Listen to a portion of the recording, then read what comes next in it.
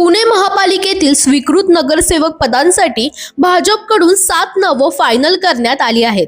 विशेष म्हणजे या 7 जागांसाठी तब्बल 400 इच्छुकांनी दावा केला होता। महापालिका निवडणुकीनंतर स्वीकृत नगरसेवकांच्या नियुक्तीची प्रक्रिया सुरू होताच इच्छुकांची मोठी गर्दी झाली। अनेकांनी थेट महापालिका आयुक्तांकडे अर्ज सादर केल्याने आतापर्यंत 800हून अधिक अर्ज प्रशासनाकडे आले आहेत। या अर्जांची छाननी करण्यासाठी निवडणूक विभागाने 4 सदस्यांची समिती नियुक्त केली आहे। महापालिका अधिनियम 1949 च्या कलम 5 सब कलम 2 नुसार सभागृहातील पक्षांच्या संख्याबळानुसार स्वीकृत सदस्यांची नावे निश्चित केली जातात। त्यानंतर आयुक्त, महापौर आणि गटनेत्यांशी चर्चा करून अंतिम प्रस्ताव सर्वसाधारण सभेसमोर ठेवला जातो।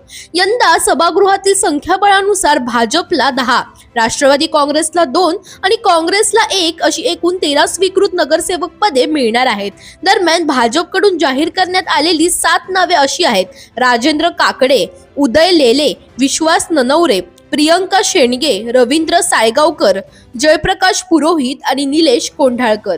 सोमवारी सकाळी 11 ते दुपारी 2 या वेळेस स्वीकृत नगरसेवक पदासाठी अधिकृत अर्ज स्वीकारले जाणार आहेत। त्यामुळे या नियुक्तांकडे आता संपूर्ण पुणे शहराच्या राजकीय वर्तुळाचे लक्ष लागले आहे। दरम्यान तुम्हालाही अशाच पॉलिटिक्स रिलेटेड अपडेट्स हवे असतील तर इंडिया लीडरला फॉलो करायला विसरू नका।